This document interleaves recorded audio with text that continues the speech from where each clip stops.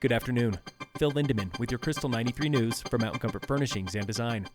It's feeling a whole lot like spring this first day of March.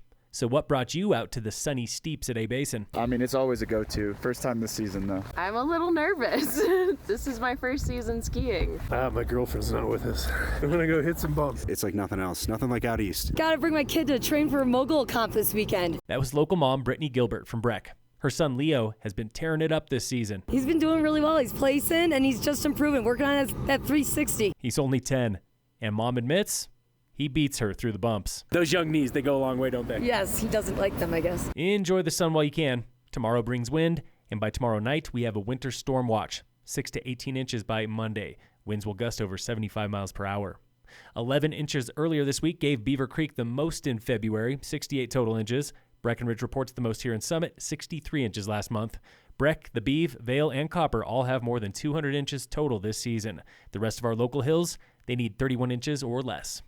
Local state ski champion Ella Hagen says this year's combined ski title for Summit High School is the last one ever. We found out that this was the last combined skiing state championship. Next year, they'll be separating Nordic and Alpine. So I guess you could say Summit is indefinitely the skiing state championship winners. It's a fitting accolade for the winningest high school ski racing program in the state. Breckenridge Ski Resort is doing something the town of Breck could not do, phasing out all plastic bottles and food wrap. First-year COO John Copeland. We'll be all plastic-free in our summer food and beverage operations for this summer. Councilman Dick Carlton was shocked. Gotten Pepsi on board, John? Yeah, I think they're a little nervous about how quick this could ramp up, but they're working on plans. The town was interested in a comprehensive plastics ban, but council shied away from it when City Market and others told them it would ruin business. Instead, the town is banning plastic water bottles and takeout cutlery starting in July. Local avalanche danger remains considerable at most elevations.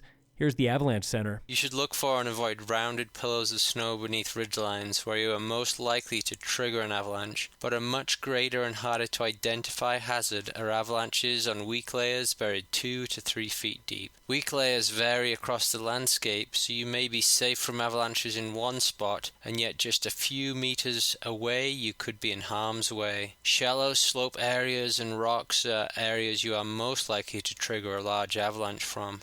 Ask yourself if you feel comfortable identifying the distribution of weak layers across a wide slope area. Check that forecast before heading out at avalanche.state.co.us.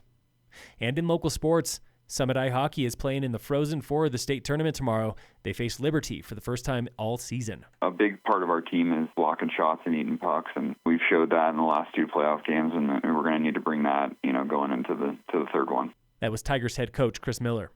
And it's rivalry night tonight at the ice rink in Breck when the Breckenridge Vipers play the Vail Yeti for Game 1 of a weekend series. Tomorrow, they'll travel over to Vail.